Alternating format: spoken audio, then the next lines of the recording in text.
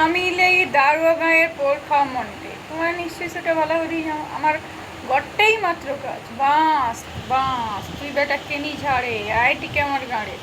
আমার আজকের কথা এলে যাই কি এখন কিনা দিনে যে সমাজ ব্যবস্থা আছে গোটা মাইছি যদি 12খানা হি যায় না তাহলে বে বে বে বে বে তার কাশি লাগেনি ব্যা হিলে ঠিকই তা, তার সর্দি লাগেনি তার ব্যা হি গেলে ঠিকই তা, তার জ্বর হি লাগেনি ওরে বাবা ব্যা দিয়ে দিলে ঠিকই তা।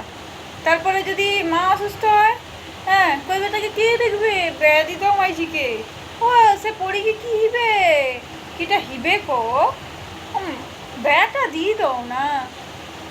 ও বে বে বে বে করি কি তোমার ঠিক মাথাটা খাই লিবে, কিন্তু বে হিতেই বেলা কি কোনো মানে থাইলা তোমাকে কি লিখা থাইলা কোনটি লিখা থাইলা কইব না ইসলাম ধরে লিখা থাইলা না হিন্দু ধর্ম লিখা থাইলা না ভারতীয় সংবিধান লিখা থাইলা কোন চুলাই লিখা থাইলা বে হিতেই হিবে। হ্যাঁ বে কি হিবে কি হিবে শুনি। হ্যাঁ অসুস্থ হইলেই বে হিতেই হিবে, ঘরে আর্থিক সমস্যা হইলেই বে হিতেই হিবে, ঘোড়ার মাথাইতে ইবে। তোমাদের কি মতামত হবে আমাকে টিকে জানিব তো গা। তোমার মনে ভালো লাগলে আমার চ্যানেলটা টিকে সাবস্ক্রাইব করে দিব, হ্যাঁ আর খারাপ লাগলে মন্তব্য করে দিব, আর যদি আরও ভালো লাগে টিকে লাইক বি ঠুকিয়ে দিব। ঠিক আছে, ভালো রইব সুস্থ রইব স্বাভাবিক রইব।